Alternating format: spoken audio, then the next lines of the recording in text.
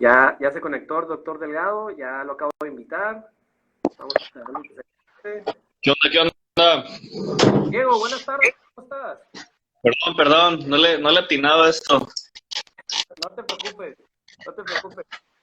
¿Tú ¿Me escucha bien? ya estás listo? Sí.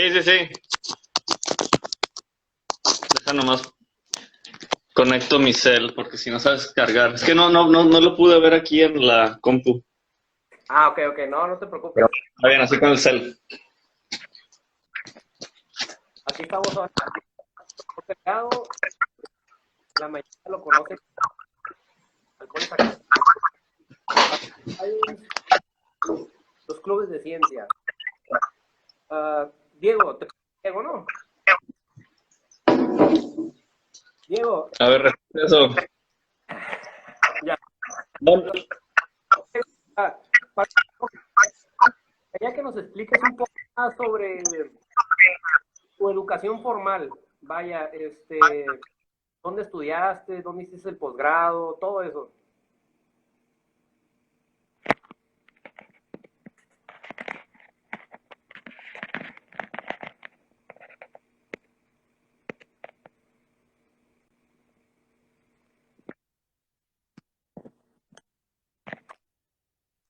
sí, tiene que ver con mi conexión. Ya, ya. ¿Ya? Ok. Bueno, mi formación profesional. Soy biólogo, egresado de la UABC. Después hice una tesis de licenciatura en el Departamento de Microbiología del CICESA, estudiando hongos. Hice biología celular de hongos.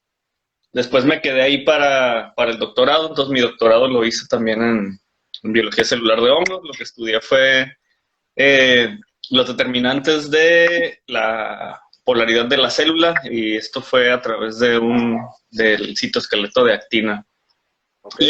Y después de eso estuve dando clases un tiempo en la Escuela de Nutrición de la Xochicalco.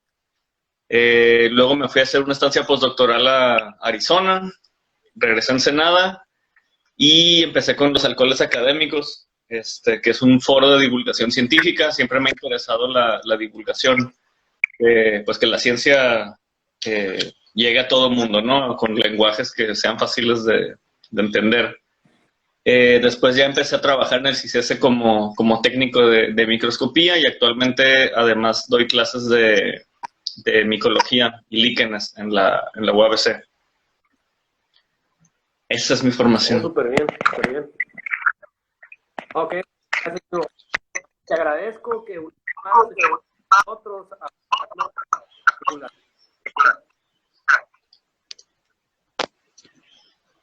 Chale, sabes que se está cortando el audio. Entonces no escuché bien la pregunta. escucha. No. Te quería dar las gracias por estar aquí con nosotros. Ah, no, sí, un gusto, la verdad un gusto. Qué bueno que tienes estas iniciativas.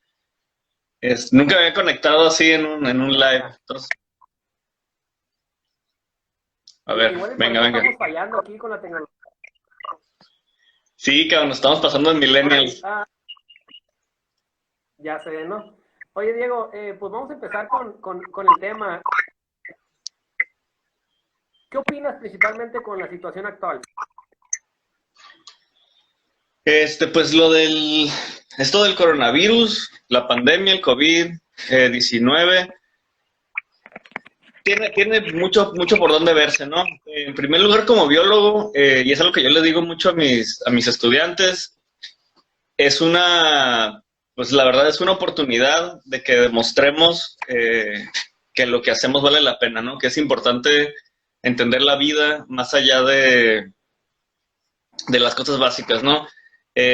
Ahora con todo esto que se está dando, la contingencia, las indicaciones de la Secretaría de Salud, pues es bien importante que la gente tenga una cultura científica, ¿no?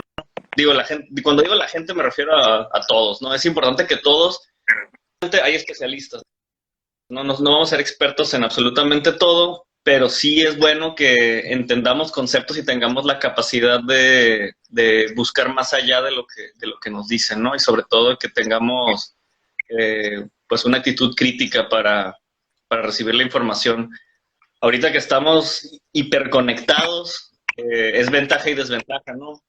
Por un lado, pues la comunicación, la información puede llegar a cualquier lugar, es muy fácil tener acceso a información, pero eso mismo tiene el problema que pues la calidad de la información pues es variable, ¿no?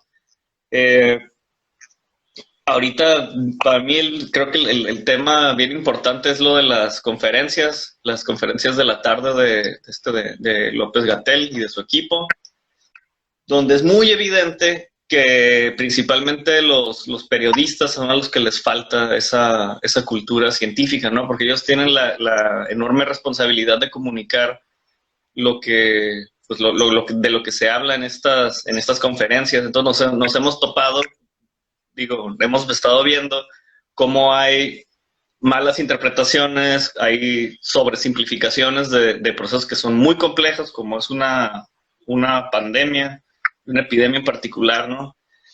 Entonces, creo que es muy buen momento, sobre todo como de reflexión, que veamos cómo como sociedad necesitamos, pues no solo, digo, educación siempre, ¿no?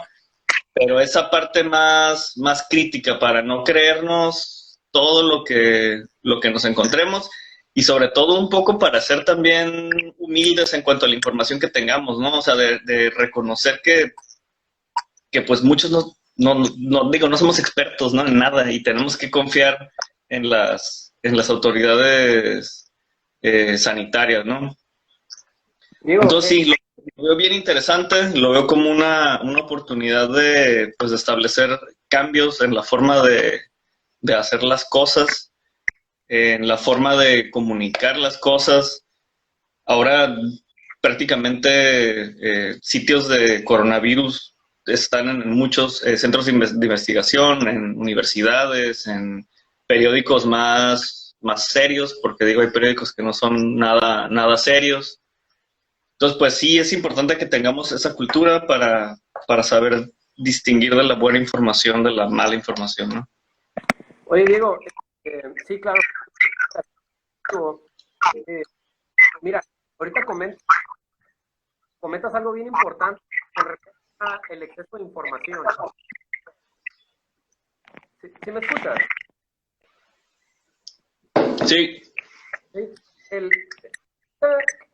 ¿Qué recomendación te harías a la gente entre esa información y tan difícil de dar entre toda la conspiración y hay en las redes sociales? Ok. Recomendación. Bueno, primera recomendación al pueblo de México, vean las conferencias. Segunda recomendación, hay que meternos a buscar por nosotros mismos y hay que cuestionar todo lo que nos digan. Por ejemplo, el CICESE, que es donde trabajo, tiene un sitio de coronavirus que actualizan constantemente, ¿no? Entonces, la primera recomendación sería esa, irse a las fuentes oficiales y yo sé que mucha gente, lo cual es muy triste, no lo he dicho, pero es triste que exista esta desconfianza con nuestras autoridades, ¿no? Esto, digo, es herencia de, pues, ¿qué? Más de 70 años de los gobiernos que teníamos. Y ahorita, al menos, pues este clima de desconfianza, que pensemos que todo lo que nos dicen son mentiras, las personas que son quienes generan la investigación, bueno, el conocimiento, que son los científicos, pues sí es un poco o bastante preocupante, ¿no? Está bien que los cuestionemos, pero también hay que saber cuándo confiar. Algo muy interesante es la parte de la estadística, ¿no? Todo este rollo que se ha hablado de la cantidad de pruebas y de los números, ¿no? Ahí da para decir muchas cosas, ¿no? Entonces de repente yo me he topado con gente que parece que simplemente están repitiendo discursos que ellos mismos no saben de dónde vienen, ¿no? No sé si viste la conferencia de ayer, donde una reportera del Sol de México, es que puta, neta da risa, es que es como periodismo, yo pensé que el periodismo deportivo era chafa en México, pero esta morra se pasó de lanzas, o sea, le preguntó a Gatell qué es lo que opinaba de la opinión de alguien más, ¿no? Correcto. Y ella ni siquiera de qué estaba hablando. Entonces, digo, encima que tenemos la bronca de la pandemia encima, todavía tenemos que aguantar a estos medios de desinformación que lo único que están haciendo es confundir a los lectores, ¿no? Al público. En mi opinión, que pues tampoco estoy completamente metido en las tripas de cómo funciona el sistema de salud, yo considero que ha sido bien manejada la situación por el gobierno mexicano, ¿no? Al principio se hablaba mucho de la cantidad de pruebas y voy a dar el ejemplo de Corea, ¿no? Que es el que todos estaban diciendo, que cómo puede ser que Corea, que hizo millones de pruebas o miles, no sé, un número grandísimo de pruebas, era un ejemplo de cómo se tenían que hacer las cosas, ¿no? Pero se nos olvida que, pues, Corea no es México, ¿no? Y Suecia no es México, Islandia no es México, y de repente nos da por compararnos en cosas súper sencillas cuando tenemos que entender que la realidad es mucho más compleja, ¿no? O sea, no todo se reduce al número de pruebas, ¿no? Desde el principio se manejó la versión de que México se estaba tardando en implementar la cuarentena, o bueno, o el distanciamiento social, ¿no? Luego se empezó a criticar que se había tardado demasiado. Entonces, se haga lo que se haga, va a haber quejas, ¿no? Oye, disculpa, pero ¿no consideras que nosotros como país tuvimos por digo, después de Chile, después de Alemania, Estados Unidos? Ay, no escuché bien. Sí, me refiero que nosotros como país no fuimos de los primeros. Entonces debimos de haber ventaja para hacer las cosas de una manera. Sí. No, Es que se escucha más de lo que escucho. Igual, guacha, si quieres, me puedes preguntar por chat y le leo las preguntas y luego te las respondo. No sé si es mi internet el que está fallando. De nuevo, yo considero que el gobierno no ha hecho adecuada. Considerando así es, considerando que son los últimos países que tuvimos que trabajar con. No. A ver, es que se corta. O sea, escuché la parte de que dices que no fue suficiente. Digo, es bien difícil esto, ¿no? Es complicado. Por un lado, México, pues ya sabemos las condiciones del sector salud, ¿no? Los hospitales y el IMSS, el ISSSTE, que pues no están en las mejores condiciones, ¿no? Entonces, si a eso, toda esta onda del distanciamiento social, la famosa Susana Distancia y todo este rollo, a mí me parece que sí fueron las medidas correctas. Lo último que chequé es que sí se estaba aplanando la curva. Entonces, pues no sé, estas cosas son difíciles de ver, ¿no? Uno de los factores importantes en México es que hay mucho comercio informal. Entonces, eso también hace que por más medidas que puedas hacer, si no están bien establecidas las cosas, si el comercio informal, si mucha gente va a quedar sin una fuente de trabajo, pues tienes que retrasarlo más que se pudo la parte del confinamiento, porque si no, el impacto en la economía hubiera sido mucho más grande. Y de hecho lo vemos ahora, ¿no? Que Baja California, que es de los es el estado que tiene mayor mortalidad por COVID. ¿Qué es lo que ocurrió? Pues que muchas fábricas no cerraron, ¿no? Muchas maquilas no cerraron. Entonces, los mismos empresarios pues pusieron en peligro a la gente. Y es gente que no puede dejar de trabajar, porque si deja de trabajar no le pagan, y si no le pagan no tiene dinero y no compra comida y pues se muere, ¿no? Entonces, está bien difícil, fue una decisión difícil esto de retrasar un poco el cierre y lo de imponer más enérgicamente el confinamiento social. Pero pues yo creo que estuvo bien, ¿no? O sea, no sé qué se hubiera podido hacer distinto. La verdad, no, a mí no se me ocurre qué se pudo haber hecho distinto. Oye, Diego, espero que me escuches aquí, pero las muertes que tenemos es más que factores de riesgo. Sí, claro. Digo, Es gente de riesgo, ¿no? Obesidad. Gente... ¿Qué? Sonó así como que el sector privado empresario es un problema. No te escuché la última parte. No. Adelante.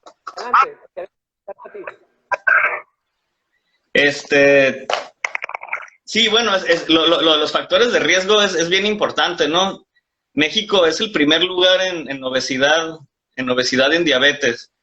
Es algo que ya sabíamos desde hace cuántos años ya estábamos ahí en la lista roja, ¿no?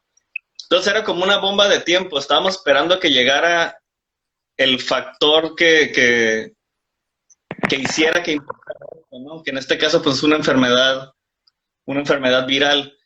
Entonces, pues sí, la mayoría de la gente que ha muerto, pues es porque eran de riesgo, pero pues la labor del Estado es proteger a la gente, ¿no? Al pueblo.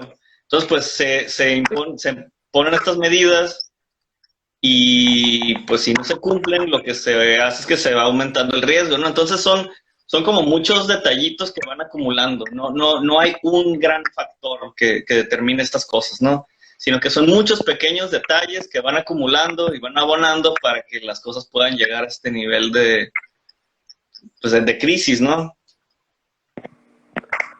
Oye, Diego, ahí te estoy haciendo unas un poquito mejor. El binomio económico-salud. Pues... Mi pregunta es, Diego, ¿en qué momento el sector salud opina que es más importante la ruina del país, la estadística de millones? No escucho nada, cabrón. Sorry. Te la escribo. Sí.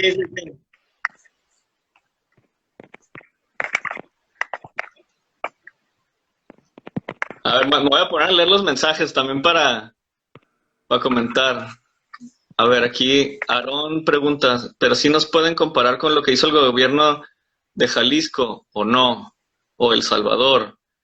Pues sí, o sea, todo se puede comparar. En el caso de lo de Jalisco, pues supongo que se refieren a lo de las pruebas, las famosas pruebas rápidas, que también ese es otro tema, ¿no? O sea, la forma en que se hacen las pruebas para detectar COVID, pues la principal es la de PCR, ¿no? Esa es como la que usa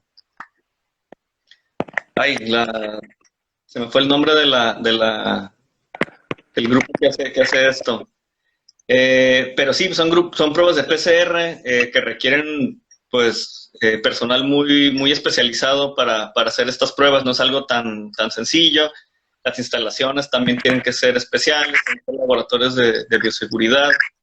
Entonces, tampoco es tan sencillo hacer estas cosas, ¿no? Y lo de las pruebas, más bien, hasta donde tengo entendido, son pruebas de inmunoglobulinas, que lo que detectan es si la persona ha estado expuesta al virus y ya produjo anticuerpos, ¿no? Entonces, la bronca aquí es que puede que no tengas una carga de anticuerpos suficiente para detectar. Entonces, pues para cuestiones epidemiológicas, esto es lo que tengo entendido, pues no son tan buenas, ¿no? No sé si ya me escribiste. Ah, RT-PCR. Ajá, PCR en tiempo real. ¿Cuántos positivos? Si puedo leer tu pregunta. Estadísticas de infecciones con relación a la ruina económica. Ah, pues mira, está bien interesante el factor socioeconómico en México, ¿no? Que los primeros casos se dieron al revés de lo que yo creo que mucha gente hubiera pensado. En lugar de iniciarse con los pobres o con la clase baja, inició con la clase alta porque eran las personas que podían, bueno, que pueden viajar. Entonces van, se contagian en otro lugar, regresan a México y comienzan a infectar, ¿no? Pues la verdad, la triste verdad mexicana es que sí, pues la pobreza, la gente que tiene poco dinero recurre a, esto tú lo sabes bien, ¿no? La alimentación, pues es muy deficiente, basada principalmente en panes Bimbo y en sodas y en puras cosas llenas de carbohidratos, ¿no? Entonces, pues es gente que está predispuesta también a padecer diabetes y estas cuestiones, ¿no? Entonces, pues todos esos son factores que hacen que sea peor la enfermedad del COVID.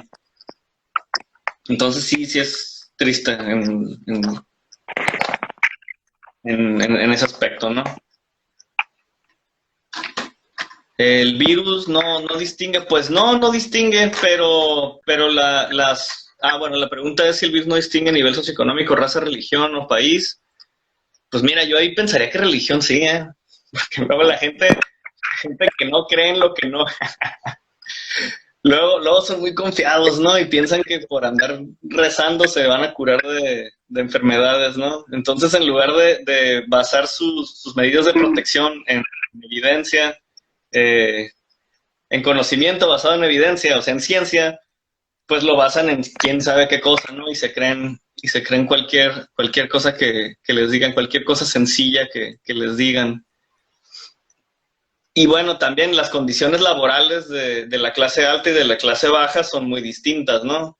O sea, una persona, el dueño de la empresa va a estar trabajando desde su oficina muy espaciosa, muy limpia, cuando la gente de la maquila va a estar trabajando a 1 metro de distancia de la otra persona, en lugares hacinados, con poca circulación de aire, a lo mejor con poca ventilación, con poca iluminación, que pues hacen más fácil la propagación del virus, ¿no? Además también es gente que está más expuesta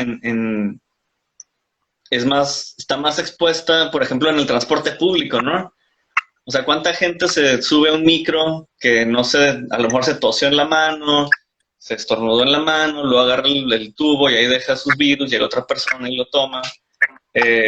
Comparado con el dueño de la empresa que está en su oficina, sale, se sube a su carro particular, a lo mejor ni siquiera él tiene que manejar porque tiene chofer, entonces pues la exposición es menor, ¿no? Y digo, también la cuestión de los sistemas de salud, esto es algo que se está viendo muy fuerte en Estados Unidos. Trump, cuando deshizo el Obamacare, es como la onda seguro popular Insabi, pues mucha gente de pocos ingresos, pues queda desamparada, ¿no? De los servicios de salud. Y ese es un gran problema. Digo, el virus no sabe cuánto dinero tiene cada quien. El virus llega e infecta parejo, ¿no? Pero ya las medidas que pueda tomar la persona, pues eso sí van a estar marcadas por su condición socioeconómica. Sí, correcto. De nivel...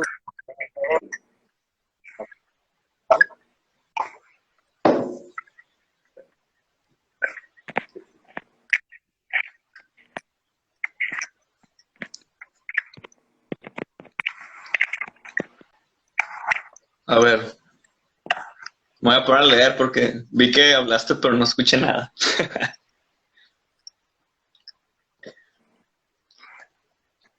Pues sí, están haciendo aquí comentarios, ¿no? De que es más fácil esperar milagros que que cambiar los malos hábitos. Ah, de la vacuna, eso es bien interesante.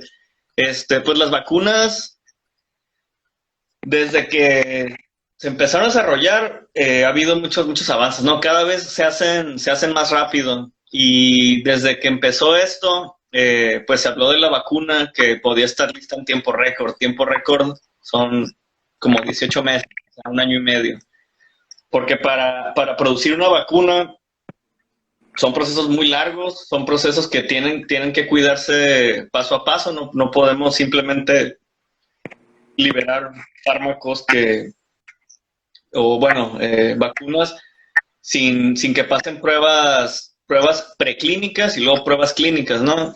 La verdad yo no me sé completamente las fases de la producción de vacunas, pero ayer también en la conferencia se estaba hablando de eso. Entonces, pues lo primero que se tiene que hacer es la investigación, buscar candidatos para la vacuna.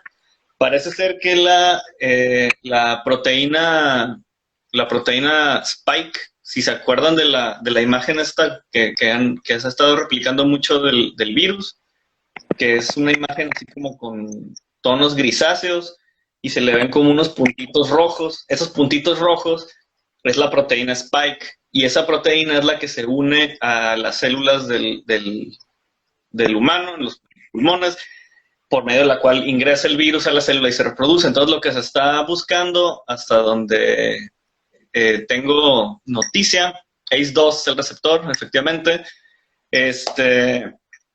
pues está buscando una vacuna contra esta proteína. Y hay al menos, ayer estaba checando un poco de datos de esto, hay al menos 19 proyectos independientes, ¿no?, que están buscando vacunas por distintos métodos. Naturalmente, bueno, la forma más tradicional, por así decirlo, si hay algún inmunólogo aquí metido en el chat y me corrige, se lo agradecería, es utilizar cepas atenuadas de los virus, quiere decir pues moléculas virales que ya no tengan la capacidad de infectar, pero que sí sean capaces de producir una respuesta en el cuerpo. Entonces, el cuerpo lo que hace es que tenemos estas células en el torrente sanguíneo que producen distintas combinaciones de anticuerpos, que es aleatorio. Entonces, una de esas combinaciones le atina a la proteína del virus, que es específica del virus, manda una señal, esas células se conservan y entonces ahora el cuerpo tiene memoria inmune, quiere decir que va a estar produciendo continuamente esos anticuerpos, con lo que va a estar deshaciéndose continuamente del virus, ¿no? Entonces, entre más gente tengamos vacunada, pues es gente que va a ser inmunizada, que no va a ser portadora de la enfermedad y no va a transmitir la enfermedad, y esa es la inmunidad de rebaño, ¿no? La herd immunity, ajá. Pues sí, pero para eso hay dos opciones, ¿no? O que se empiece a enfermar gente, que podamos controlar esa enfermedad, y ya cuando se recuperan son inmunes, y entonces ya ellos mismos ya no son transmisores de la enfermedad. O podemos inmunizar directamente y de esa forma, pues, acelerar este proceso natural, ¿no? Eso también va a cambiar con las características del lugar.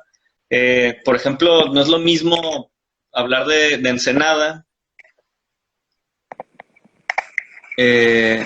Ok, a ver, ahorita respondo a eso.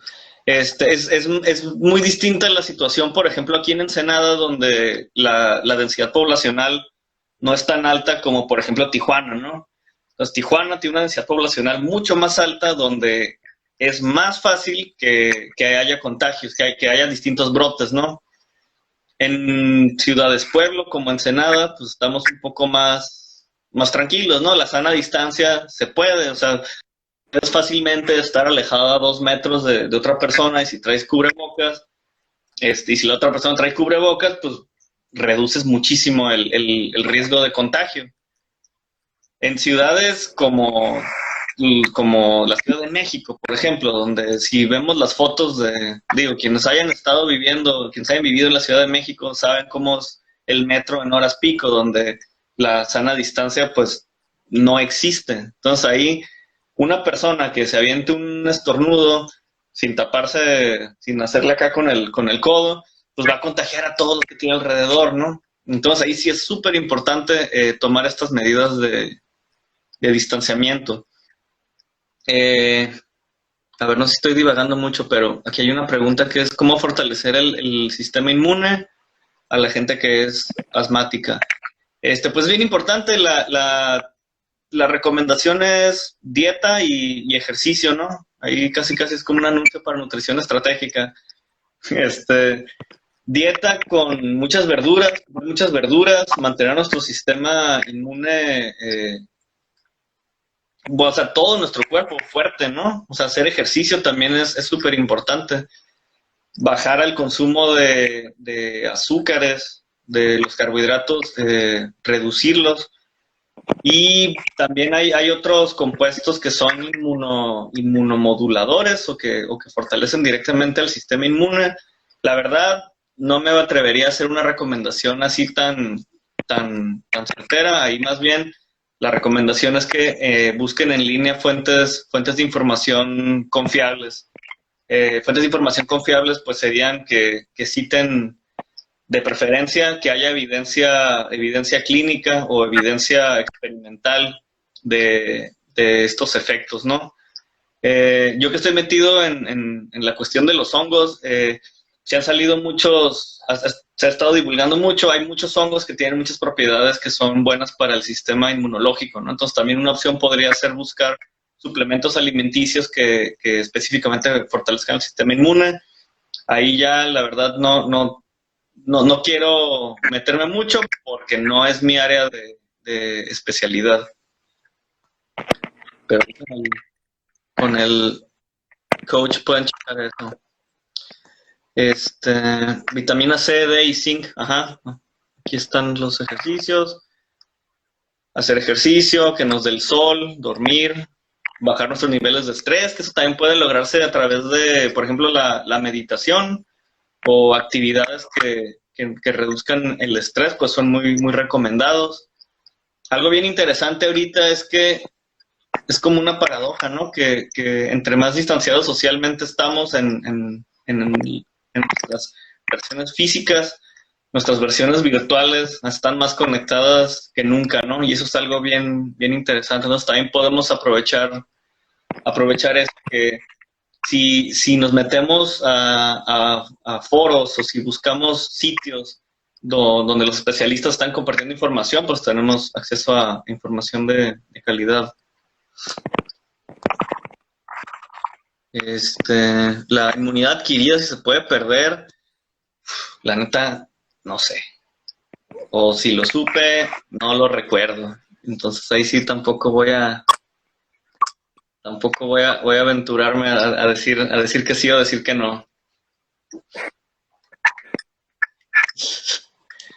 Las cuestiones de educación, pues sí, pues casi todos los que damos clases nos tocó eso, ¿no? Que nos tocó empezar el semestre presencial. Ay, no le saques, pues sí le saco. Es parte de la responsabilidad del científico saber cuando no sabemos algo, ¿no? Está bien. Digo que no sé. Luego me van a echar la culpa de si algo resulta que no es cierto. La cuestión de la educación, pues yo como profe que llevo poco tiempo dando clases, me costó un poco de trabajo hacer esta transición al mundo virtual, al menos en carreras como biología, donde sí es muy importante la cuestión del laboratorio, salir al campo y trabajar con especímenes. Pues sí afectó, ¿no? Sí limitó la calidad de la formación. En cuanto a la información teórica, pues ninguna queja, prácticamente todo está en línea. Ahora ya muchas veces la tarea que tenemos no es tanto de encontrar información, sino saber discriminar lo que vale la pena y lo que no, o muchas veces dejarlo de lado. Entonces, creo que en cuestión de educación, la pandemia nos va a servir para afinar nuestra habilidad con herramientas tecnológicas, ¿no? Y eso lo veo como algo como algo positivo.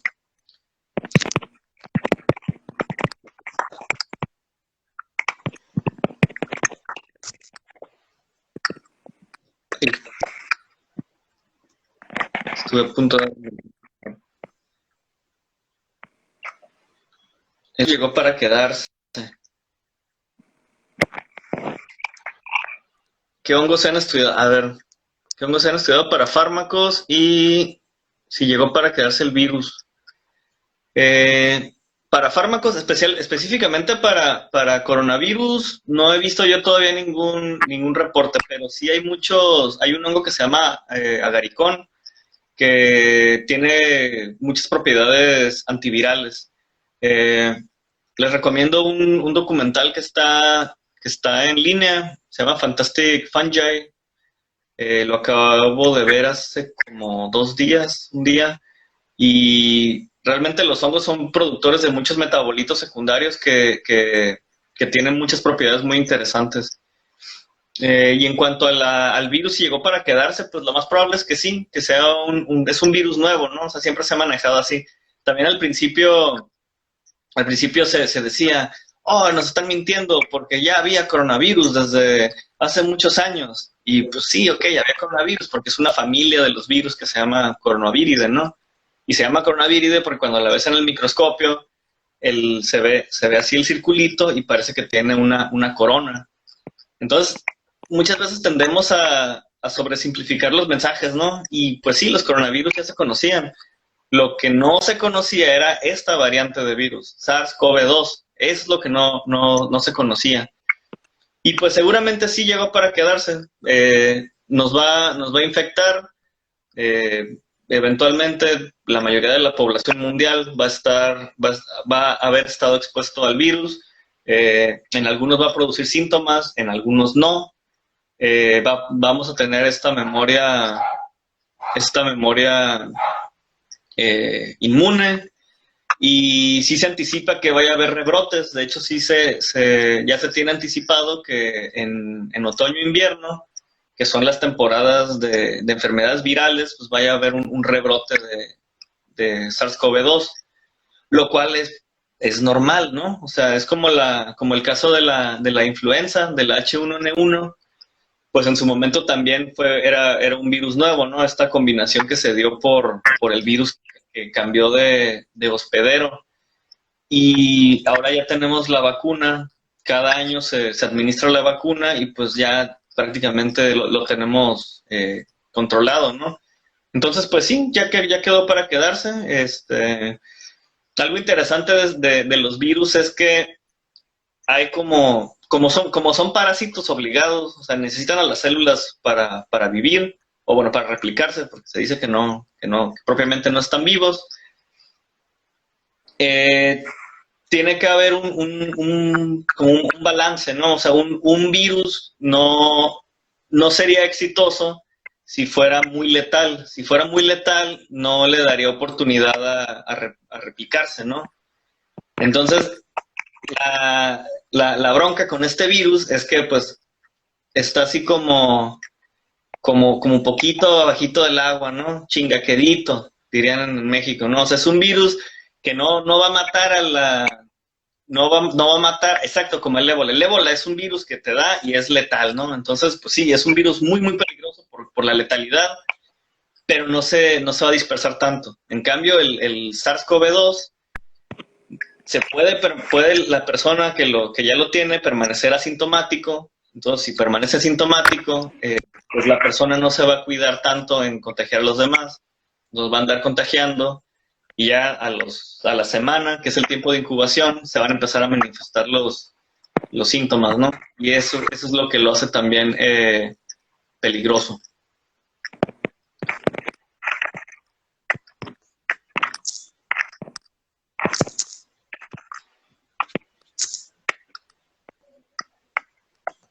A ver, ¿cuánto tiempo nos queda? Ok, pues no sé, los que están ahí conectados, si quieren preguntar algo. Fisiopatología, inflamación y citoquinas. Me estás preguntando cosas de las que no sé tanto, ¿eh? Este, hay mucha controversia si el virus da solo una vez o si se puede volver a activar. Pues mira, no, yo no pensaría tanto que hay controversia, más bien nos estamos enfrentando a algo que es nuevo y como es nuevo apenas están estudiando. Todavía hay muchas preguntas que no se han respondido de esta enfermedad en particular, ¿no? Del SARS-CoV-2, del COVID-19. Si se pueda volver a activar, pues más bien aquí hablaríamos si la persona puede volver a enfermarse, ¿no? Y eso ya va a depender del sistema inmunológico de la persona. Factores de riesgo, como la diabetes o la artritis, que es una enfermedad autoinmune, o sea, personas que padezcan de enfermedades de desorden en el sistema inmunológico, pues sí van a estar más en riesgo de volver a contraer la enfermedad. Y digo, también es como lo que podría decir de esto, ¿no? Sí, inmunosupresivo. Cualquier cosa que altere la comunicación natural de las células del sistema inmune, pues sí va a repercutir a final de cuentas en la respuesta a esta enfermedad.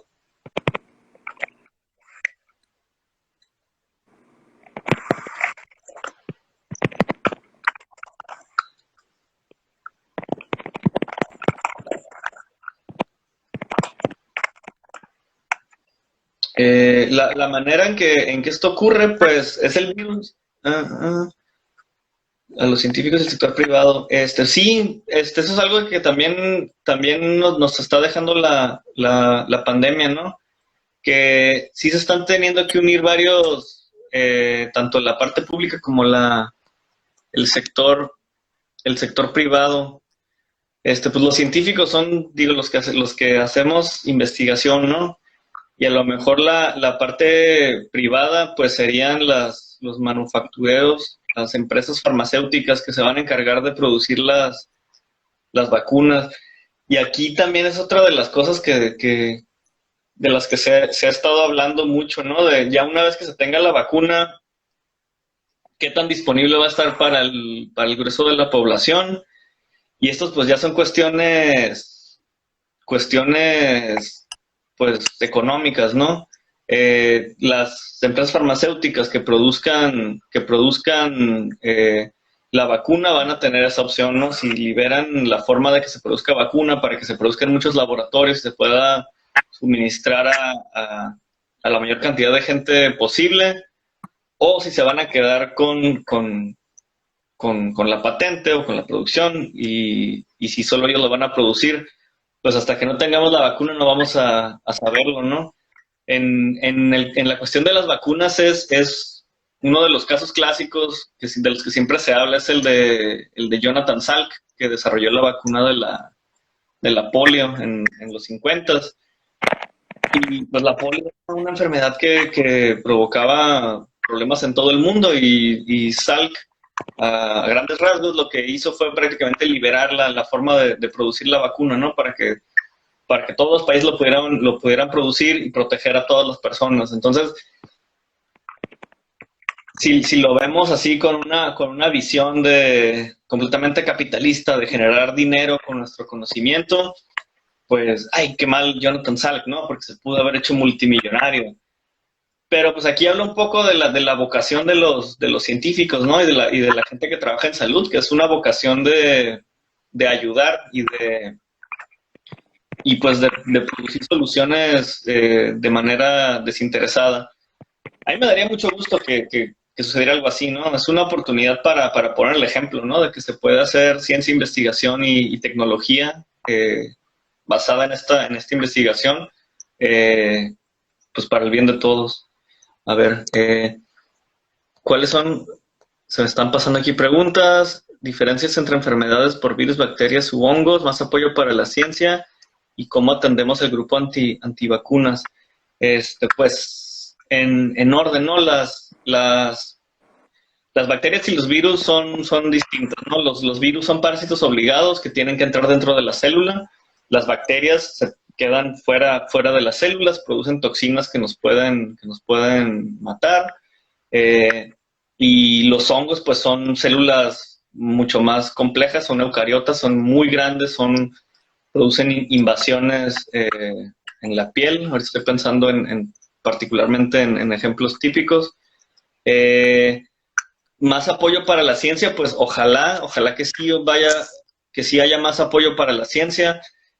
Algo que a mí me ha gustado también de la forma en que México ha manejado la situación es que puso enfrente a un científico a dar la cara, ¿no? Entonces, pues es una persona que está completamente preparada en epidemiología, o sea, él hizo sus estudios precisamente en epidemiología, entonces, pues, al menos tiene esa parte de credibilidad, ¿no? Si vemos el caso de Estados Unidos, desde el principio Trump estaba insistente en ser protagonista, ¿no? Digo, ese afán de protagonismo, y ya se veía venir lo que iba a pasar en Estados Unidos, porque desde el principio hizo unos recortes muy fuertes en sector de salud, y puso como dirigente de la pandemia a alguien que no estaba preparado. Ya después el doctor Fauci fue el que estuvo a cargo, ¿no? Pero sí estaba también muy politizado. También es una bronca, ¿no? Que pues los gringos están a punto de tener elecciones otra vez, y obviamente todo esto se utiliza para politizar, ¿no? Imagínense si le hiciéramos caso a Trump, ¿no? Que decía que nos inyectáramos Lysol o cloro, o sea, esas son declaraciones muy, muy imprudentes. Aquí en México tuvimos el caso al principio cuando López Obrador también minimizó la situación y decía que se siguieran abrazando. Ya después López-Gatell y su equipo salió la campaña de sana distancia y ya corrigió López Obrador, ¿no? Y dijo ya, ok, vamos a mantenernos así de lejitos, ¿no? Ah, sí, también. Fue algo que se le criticó mucho a López Obrador, que sacó sus cartitas que le daban poder. Y estoy seguro que recibió un regaño ahí también de su equipo, ¿no? Que le dijeron que ya mejor dejara de decir esas cosas. Pero bueno, es una bronca, ¿no? Es una bronca que es de salud, pero pues, obviamente se politiza. Al final de cuentas todo es político, ¿no? Los presupuestos que se asignan para todo, ¿no? Para las secretarías, para el CONACYT, por ejemplo, pues todo está politizado. Entonces no podemos dejar de lado la parte política de todo esto. A ver, creo que ahí me andaba perdiendo unos comentarios. Lo de las antivacunas.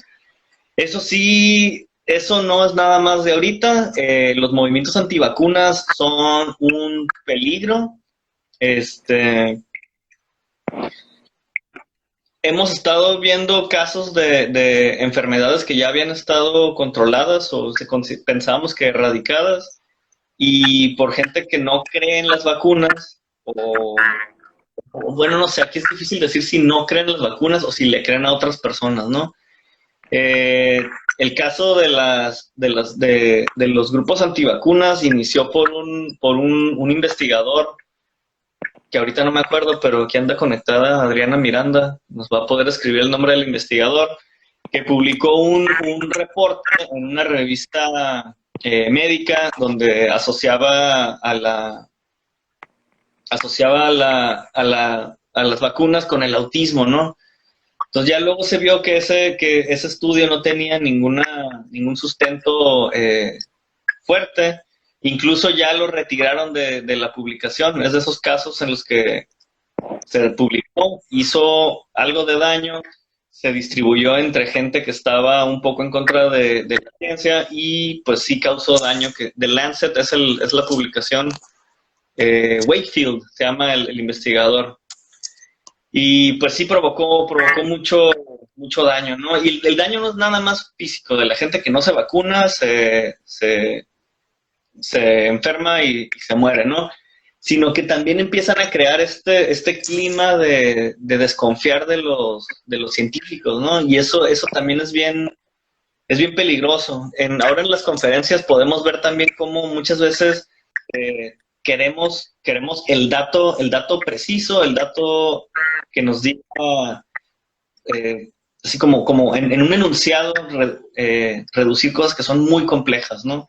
y pues eso no se puede. Entonces eso no se puede. Tenemos que quitarnos esa idea y tenemos que entender que pues la ciencia se basa en evidencia y no es nada más pura especulación, ¿no?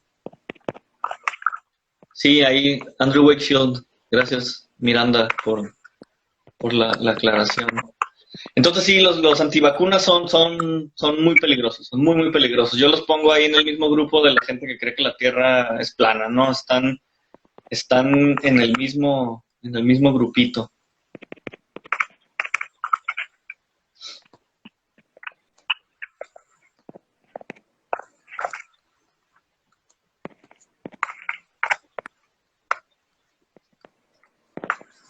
Pues a eso de educarnos no estoy tan seguro.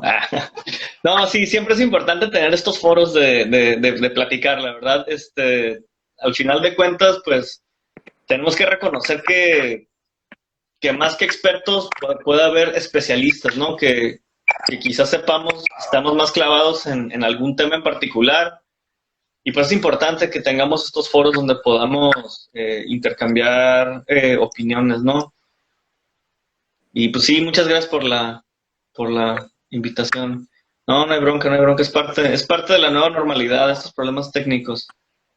Oye, espero y la verdad fue súper enriquecedor y aprecio el tiempo, la verdad sé que es una persona bien ocupada, estar leyendo artículos. Sí. No, pero un gusto estar colaborando. Ojalá pues podamos seguir haciendo esto más seguido, ¿no? Sí, claro. Antivacunas, un grupo social. No es un grupo social. Yo no creo que sea un grupo social. Antivacunas puede ser cualquier persona, ¿no? Puede ser cualquier persona que piense que las vacunas, simplemente por ser vacunas, son malas. Entonces, realmente ahí, digo, no me atrevería a decir que existe un solo grupo que sea el de los antivacunas. Andan regados por todas partes, ¿no? Las vacunas son buenas. Por ahí anda corriendo la teoría de conspiración de los que piensan que nos quieren meter un chip, ¿no? Para rastrear todo. Y esto, o sea, esto como todo, ¿no? Tiene tintes, tiene ahí detallitos que sí pueden ser verdad, ¿no? O sea, sí es verdad que hay medicina hiperespecializada en la que te pueden meter un chip que detecta te hace biometrías, ¿no? Pero eso es voluntario, o sea, no creo, o digo, espero que no sea el caso, que cuando nos vayan a vacunar de SARS-CoV-2 nos metan un chip sin avisarnos, ¿no? Generalmente cuando se usan estos chips es gente que sabe, ¿no? Lo que le van a hacer y es gente que pues tiene los recursos. Ahorita no es algo que te van a dar en el INSABI, ¿no? Y meterte un chip. O sea, mucha gente sí lo quisiera tener, ¿no? Da risa, pero pues, no, es como risa nerviosa. Ya tenemos el chip, digo. El chip, el famoso chip. Oye, Diego, ¿Quién pues sabe? de nuevo, muchas gracias por tu tiempo. Me gustaría invitarte una segunda, preguntarte más todavía, ya que Va, pues sí, sí estaría chido. Hay que seguir, pues ya como última recomendación, ¿no? Nada más pues sí, sigan las conferencias de prensa para que sepamos lo que está sucediendo aquí. Y hay que informarnos de fuentes oficiales, ¿no? Y pues si no entendemos algo, pues tenemos Google, ¿no? Tenemos la OMS está liberando mucha información, ¿no? Y ahí está Google, podemos googlear cualquier cosa, cualquier término que no entendamos. Oye, Diego, por último, dijiste que si sé hablar sobre COVID. Sí, tiene un micrositio. Pues verás, no me sé la dirección de memoria, pero igual, pues, esto te lo puedo publicar te lo mando directo y lo puedes publicar. Yo se lo A ver, lo estoy buscando. CICESE.edu.mx /coronavirus. Digo, para los que estamos aquí en Ensenada, ¿no? Fuentes oficiales. Ah, ahí está. Gracias, Maribel. Fuentes oficiales, pues sí, el CICESE, la OMS, la Secretaría de Salud. Y ya si se quieren animar, pues pueden entrar a Google Scholar y ustedes mismos descargar los artículos, la CDC en Estados Unidos, si son fuentes oficiales, y busquen el material de divulgación científica que están produciendo. La verdad es una súper oportunidad, ¿no? Para todos los que nos gusta hacer divulgación, pues ahorita se está produciendo mucho material, que la verdad es un gran reto readaptar toda esta información que es muy compleja